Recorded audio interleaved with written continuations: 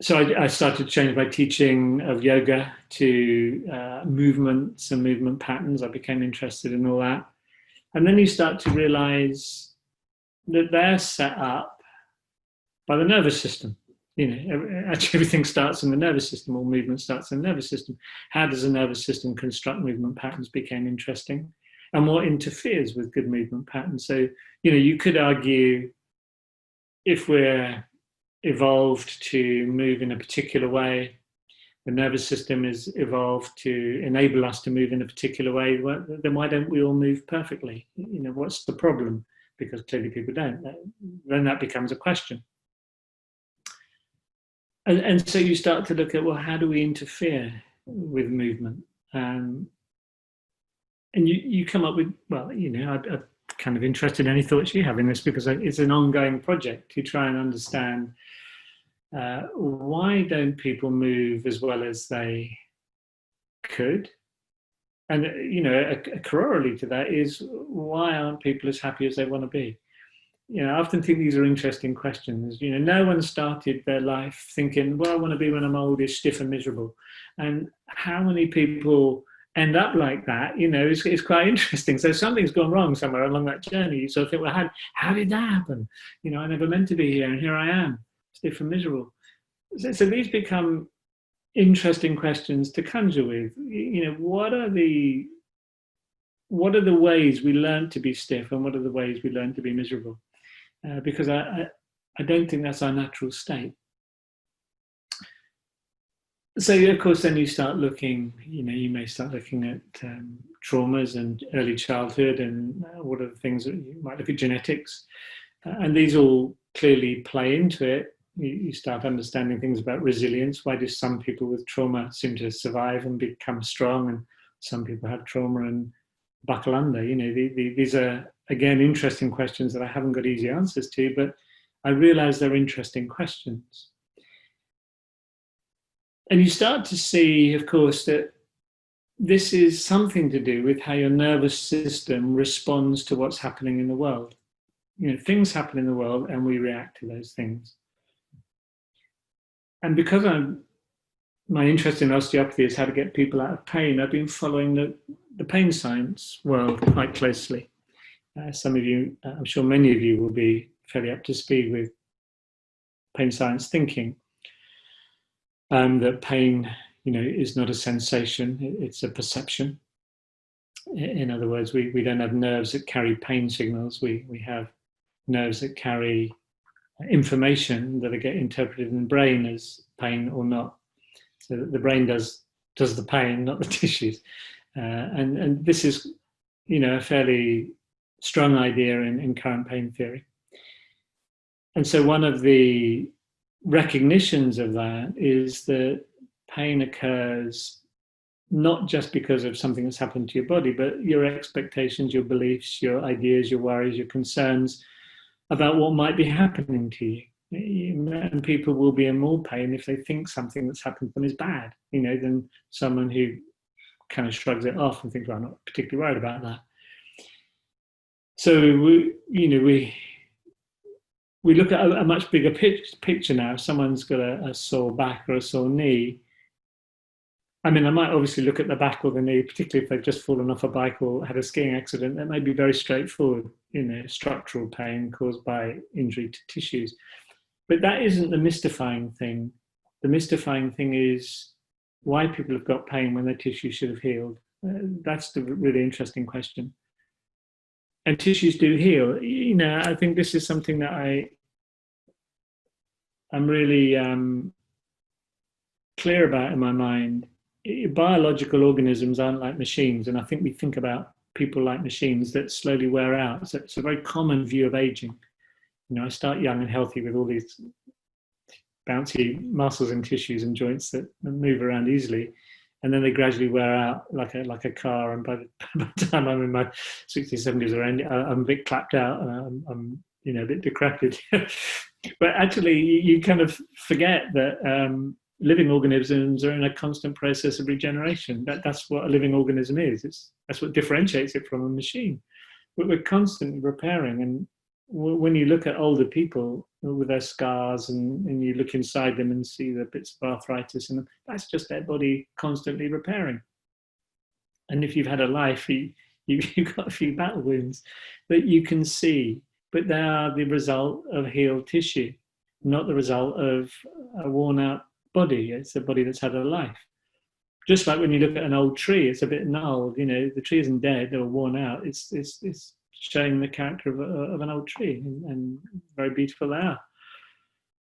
So, and then, you notice the difference between some elderly people, I'm talking, 70s and 80s, certain people I have in my yoga classes, who seem to age very easily and they still move very well, and some people who are completely confined by their bodies. And you wonder why. You think it's so interesting to see the disparity. And these are the kind of thoughts that drive me along to keep on thinking about what is the difference between someone who's healing and someone who's aging, in that sense. And you can't help but notice that it's something to do with the way they respond to the world around them. You start to see that relationship between the environment and themselves, something has gone wrong in that relationship. So we meet the world, it lands in our nervous system, and our brain has a story about all the sensations that are arriving, and makes sense of it in a way that we've historically learned to make sense of the world. And if that story that we've developed over our life is one that we worry about, it'll often cause unwellness and illness. And if it's one that we've learned not to worry about, we may suffer injury, physical or psychological injuries, and get over them in the way that tissues should heal and people should heal. So I guess where I am at the moment is I'm very interested in how you change people's stories to something that helps them feel more hopeful about the interactions they're having with the world.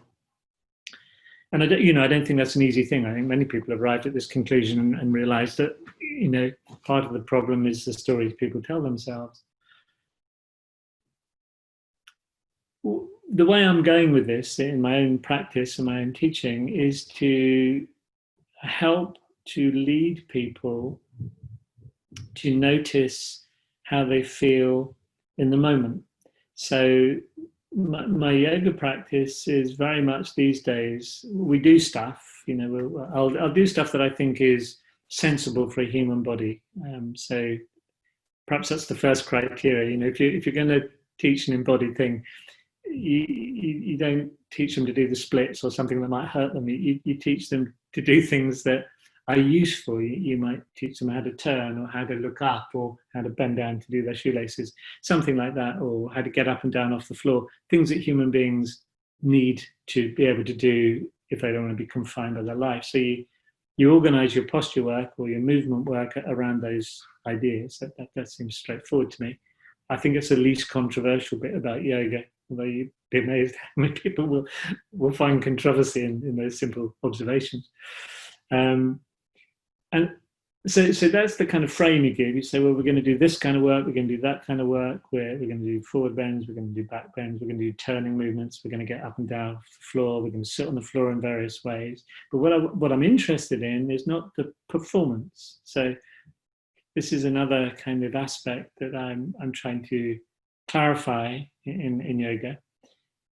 In fact, I try to differentiate what people do in yoga into 3 or 4 different categories. I think you can do, and I think there is observably performance yoga, which is about trying to perform a posture. Your goal is to get into a posture to create a shape in space, a bit like a dancer would on a stage. So that's a performative act. And of course, there is some value in performances. In fact, beautiful performances, they're for an audience, really. That's what performance is about.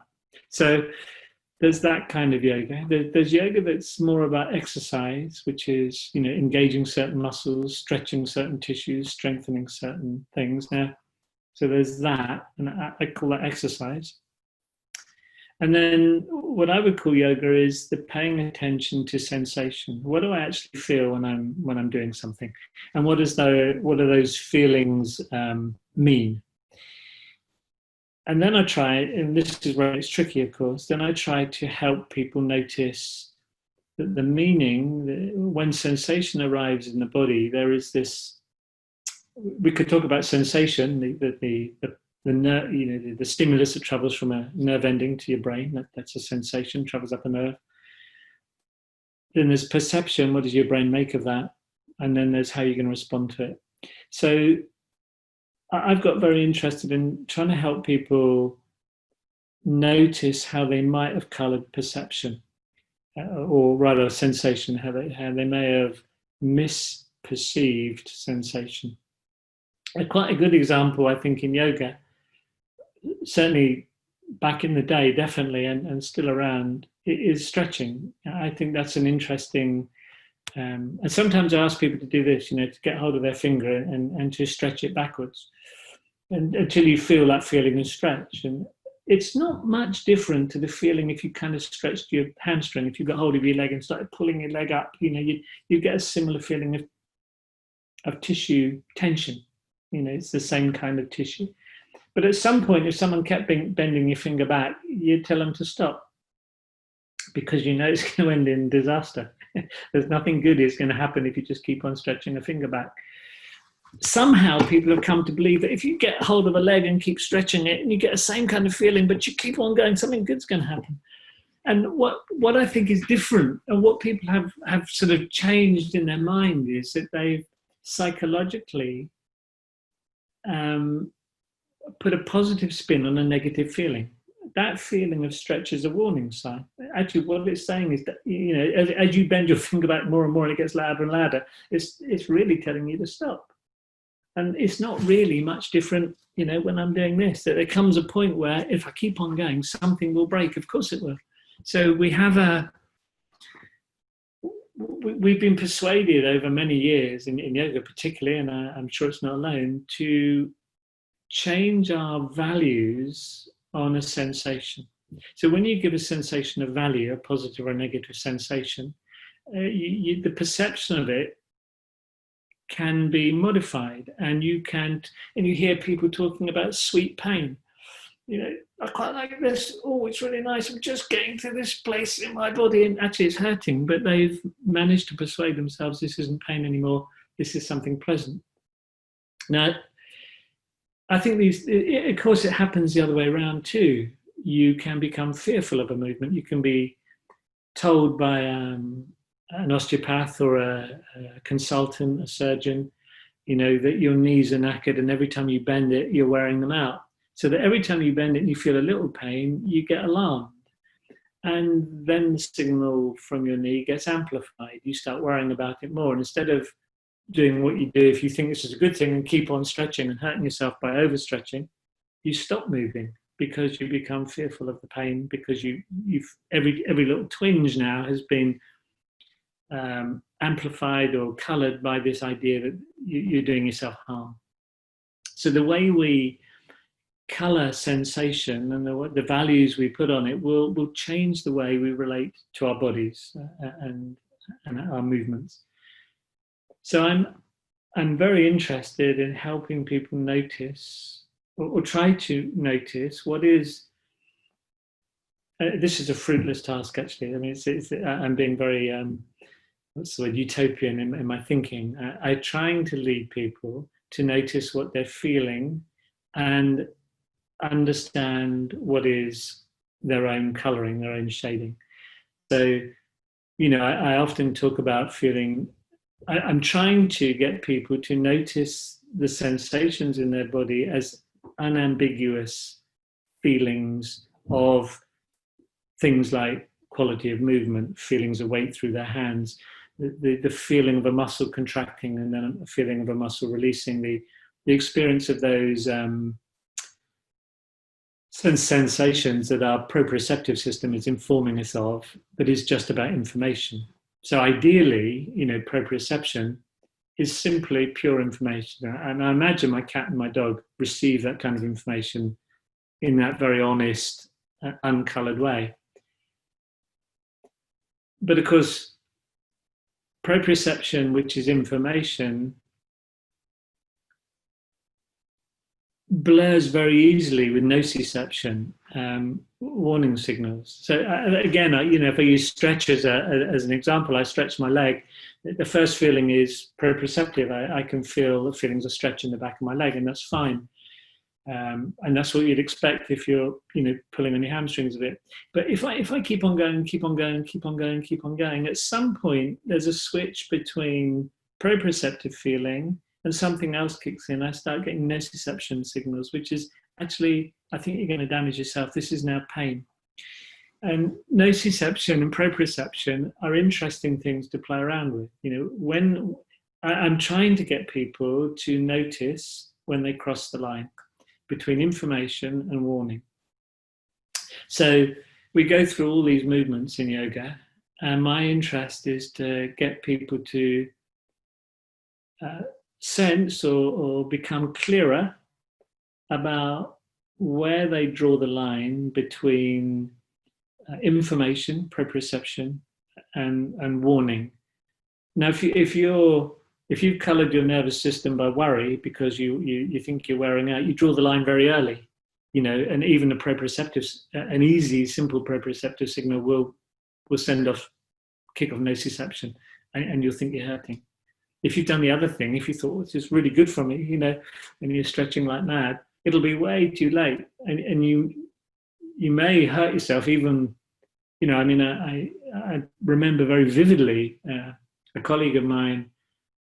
About 10 years ago, we were practicing a bit of yoga together, and she was doing a sitting forward bend, and she was leaning really deeply into it, and her hamstring just went, pinged just right there in the room, and she had hardly any warning. And I thought that was, in reflection, I think that's very interesting. I think what had happened was that she had got so used to stretching and stretching and stretching, and she had received this information not as warning, but as something positive and good, and got closer and closer to the tolerance of her tissues, to the point where she wasn't getting warning signals, even at the point just before it was going to break. Now, it's kind of true that if you don't move much, if you're a very sedentary person, you usually get the warning signals quite early. So someone who's never done any yoga has only got to try and straighten their legs when they're sitting and it hurts, they're complaining. But that's something we kind of get used to relatively quickly if we start moving often and frequently, and we just start using our bodies differently.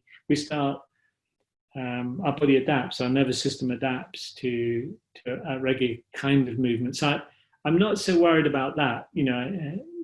Any of you who have, I imagine many of you do some kind of movement, will know that from the moment you started, when you first did a yoga class or a movement class, if you've never done any kind of movement before, the first few months are a bit grim. You hurt every time you bump into yourself.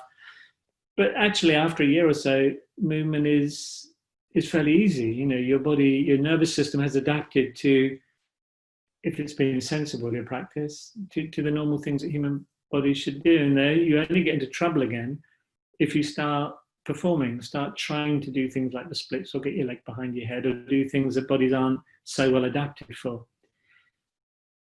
So there is a natural kind of adaptation that the nervous system will deal with, if you just give people sensible things to do on a regular basis. So that for me isn't the problem. The problem is when people have colored sensation to either be over scared of the signals they're getting proprioceptively, or not scared enough of them. And that's the kind of issue that I'm trying to help people differentiate.